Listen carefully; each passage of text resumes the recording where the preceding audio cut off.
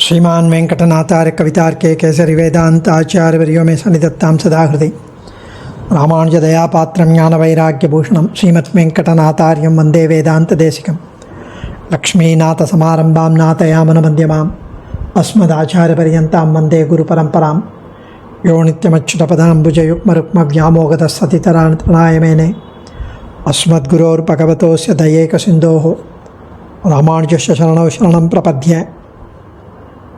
ஸ்ரீ ஜிதந்தே ஸ்தோத்திரங்கள் அப்படின்னு 6 ஜிதந்தே ஸ்தோத்திரங்கள் இருக்குது. அதில் முதல் ஜிதந்தே ஸ்தோத்திரம் ஆரம்பித்தோம். ஆச்சாரியன் அனுகிரகம் 14 ஸ்லோகங்கள் முடிந்திருக்கிறது முதல் ஜிதந்தே ஸ்தோத்திரத்தில். அதுலேயும் இந்த முதல் ஜிதந்தே ஸ்தோத்திரத்தில் பழைய ஸ்ரீ கோஷங்களில் 14 ஸ்லோகங்கள் தான் இருக்குன்னு தெரியப்படுகிறது. அந்த 14 ஸ்லோகங்களுக்கு தான் ஸ்ரீ பெரியவாச்சான் பிள்ளை வியாக்கியானம் இட்டிருக்கிறார். ஆனால் அதே 14 ஸ்லோகங்களுக்கு அப்புறம் மேலே 6 ஸ்லோகம் இருக்குது.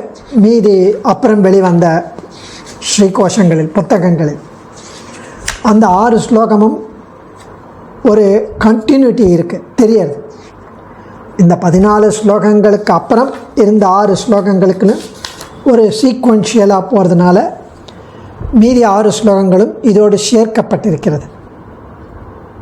ஸோ இந்த முதல் ஜிதந்தே ஸ்தோத்திரமானது சென்னை ஸ்ரீ நிகேதன முத்ராட்சர சாலையில் அச்சிடப்பட்ட ஸ்ரீ கோஷங்களில் 20 ஸ்லோகத்துடன் இருந்தாலும் பிராச்சீனமாக இருந்த ஸ்ரீ கோஷங்களில் 14வது ஸ்லோகத்தில் முடிந்து விடுவதாலும் பெரியவாச்சான் பிள்ளை 14 ஸ்லோகத்திற்கே வியாக்கியானம் பண்ணியிருக்கிறார். மேல் 6 ஸ்லோகங்களுக்குள் சில 3வது 4வது ஜிதந்தே ஸ்தோத்திரத்திலும் சில ஸ்ரீ விஷ்ணு புராணம் இதிகாச சமுச்சயத்தை போன்றவைகளில் காணப்படுவதாலும் இது 14உடன் முடிந்து போயதாக தோன்றுகிறது. ஆல் செட் அண்ட் டன் பின்பாகமான 6 ஸ்லோகங்கள் சாம்சாரிக பய சோகார்ணவ நிமக்னாய்.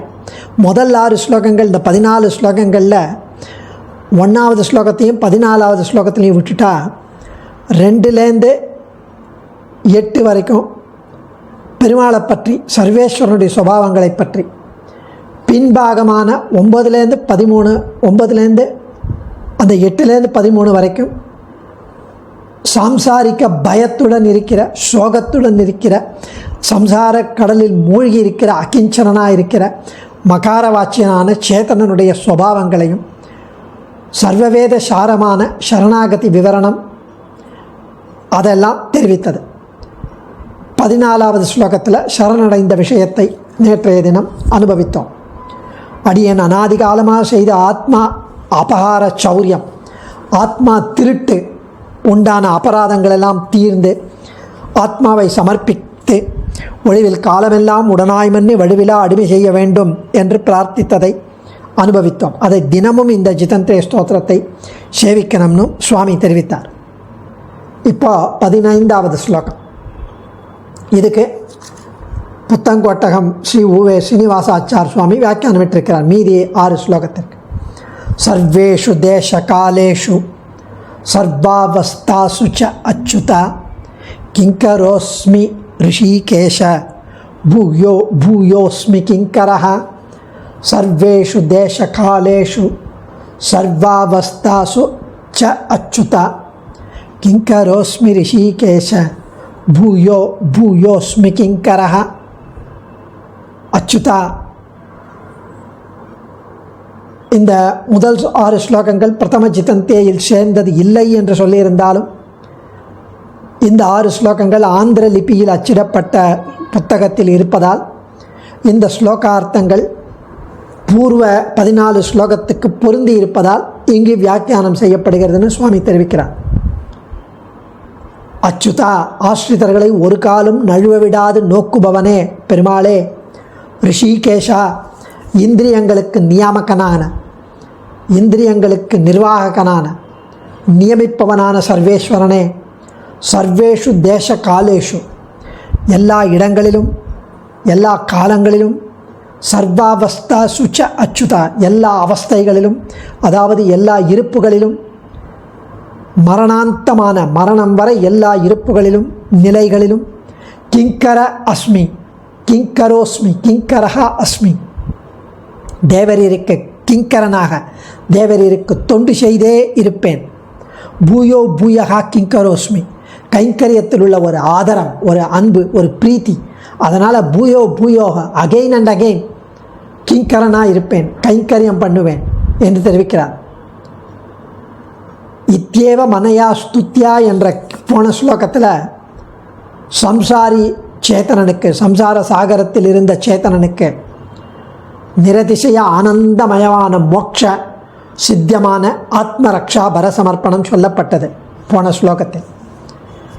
மேலே 15லேருந்து 20 ஸ்லோகம் வரைக்கும் போஸ்ட் பிரபத்தி, பிரபத்தி அப்புறம் இந்த பிரபன்னனுடைய காலக்ஷேபார்த்தமான எப்படி டைம் பாஸ் பண்ணணும் பிரபத்தி பண்ண அப்புறம் அதை பற்றி தெரிவிக்கிறது.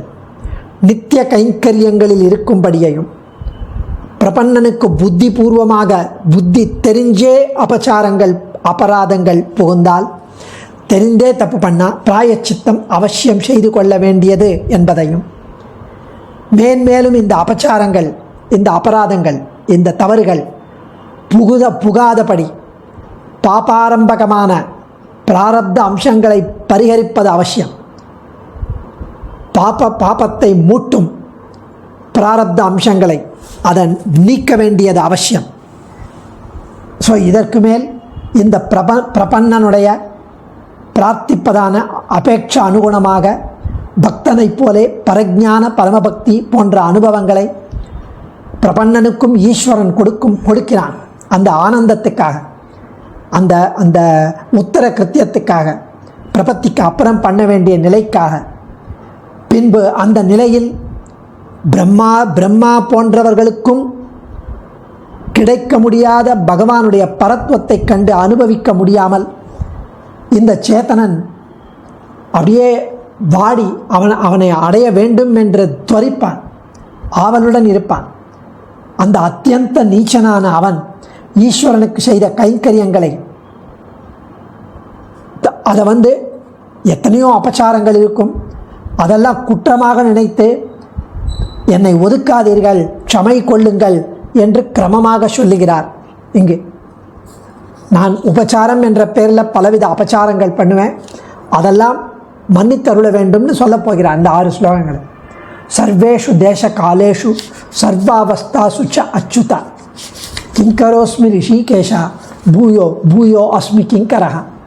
இந்த உலகத்தில் மற்ற இடங்களில் முழுவதும் பாபங்களையே செய்து சந்தோஷத்துடன் இருக்கும் ஜனங்கள், அவர்கள் அந்த ஜனங்கள் கூட அயோத்தி போன்ற புண்ணிய க்ஷேத்திரங்களில் புகுந்து இங்கு பாபங்களை பண்ணக்கூடாது என்று பயந்து புண்ணியம் செய்து நல்ல நல்ல நீர் எடுத்து மலர்களை தூவி ராமனை வணங்கி போவது உண்டு மக்கள்.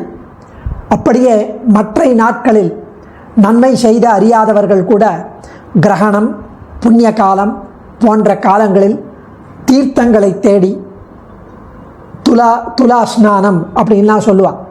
அந்த மாதிரி நல்ல தினங்களில், கிரகண தினங்களில் மற்றும் புண்ணிய காலங்களில் நதி தீர்த்தத்தை தேடி அதில் தீர்த்தமாடி தர்மங்களை செய்வதுண்டு.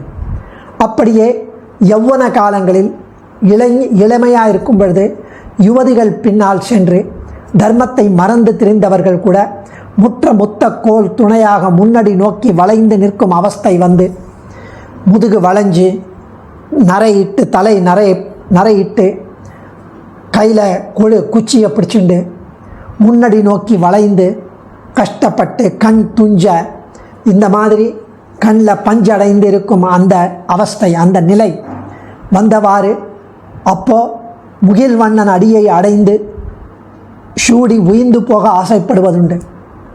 அப்படி இல்லாமல் எல்லா தேசங்களிலும், எல்லா இடங்களிலும், எல்லா காலங்களிலும், எல்லா நிலைகளிலும் க்ஷேமமே வேண்டி தீவினை பெருக்கி தெரிவைமாறு உருவமே மருவி போந்தபடியாலே ஒரு காலத்தில் கூட நல்லதே பண்ணலை, அப்படிலாம் அதர்மமே பண்ணி பாவமே பண்ணி எல்லா காலங்களிலும், எல்லா திசைகளிலும், எல்லா நிலைகளிலும் அப்படி சுகம் சுகம் சுகம்தான் வேணும்னு, அல்ப சுகம் வேணும்னு, அல்ப புலன் விஷயங்களில் ஆசைப்பட்டு அடியேன் அலைப்புண்டு அல்லலெல்லாம் அனுபவிக்காதபடி, அதுவும் நமந்தமர் செய்யும் வேதனைக்கு ஒடுங்கி நடுங்கின நெஞ்சு உடையன்.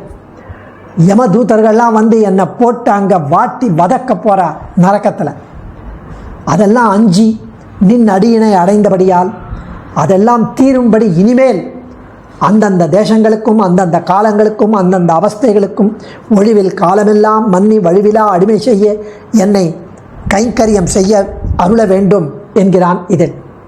இதனால் காலம் தேசம் அந்த அவஸ்தைகள் நிலைகள் இவைகளை அனுசரித்து சாஸ்திரத்தின்படி பண்ணப்படும் கைங்கரியமே பகவானுக்கு சந்தோஷ ஹேத்துவாகும். அவனுக்கு பிரீத்தி வரணும். அவனுக்கு எது பிரீத்தி அப்படின்னா சாஸ்திரத்தின்படி செய்வது தான் பிரீத்தி. ஸ்ரீமத் ரகசியத்திரசாரத்தில் வேதாந்த தேசிகன் ரொம்ப அழகாக இதெல்லாம் விவரித்து சொல்லுகிறார். அது இல்லாமல் சாஸ்திரப்படி இல்லாமல் இருந்தால் சீத்தளத்தினால் வருந்துவார் போல, அதாவது குளிர் சளி ஜுரம் அவனுக்கு போய் சந்தனம் இட்டால் அவன் உடம்பில் அப்புறம் எப்படி சரிப்பட்டு வராது. தேச காலாதிகளுக்கு அனுகுணமாக கைங்கரியம் செய்யணும்.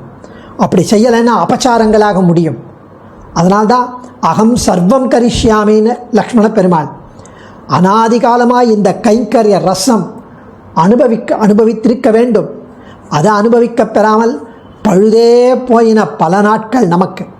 அந்த இழவெல்லாம் தீர, அந்த இழந்ததெல்லாம் தீர சர்வதேச சர்வகால சர்வ அவஸ்தைகளில் தேவரீருடைய கைங்கரியங்களில் பிறருக்கு பங்கு கொடுக்காமல் பெருவிடாய்ப்பட்டவன் பானை நீர் முழுவதும் குடிக்க ஆசைப்படுவது போல அவ்வளவு தாகம் அப்படியே வாட்டுறது, நாக்கு வரல்றது. அப்போ ஒரு பானையில் நீர் இருக்கு, அந்த பானை நீரில் அப்படியே ஜில்லுன்னு சாப்பிட்றான். அப்போ பின்னாடி 4-5 பேர் எனக்கும் தீர்த்தம் வேணும்னு கேட்குறான். இவன் வந்து பாதி முக்கா பானையை முடிச்சிடுவான். பிறருக்கு பங்கு கொடுக்காமே பெருவிடாய்ப்பட்டவன், அவ்வளவு தாகமுடையவன் பானை நீர் முழுவதும் குடிக்க ஆசைப்படுவது போல அடியேன் ஒருவனுமே சர்வத்தையும் செய்து வாழ வேண்டும் என்று ஆசைப்படுகிறான். எல்லா கைங்கரியமும் அடியேன் எல்லா காலங்களிலும் எல்லா நிலைகளிலும் செய்யணும். இல்லை, இது வேற அர்த்தமாகவும் சொல்லலாம். தேசகால சப்தம் சேத்தனுடைய தேசகால அவஸ்தைகளை சொல்லுதாக்கி பத்திரம் புஷ்பம் பலம் தோயம் என்றும்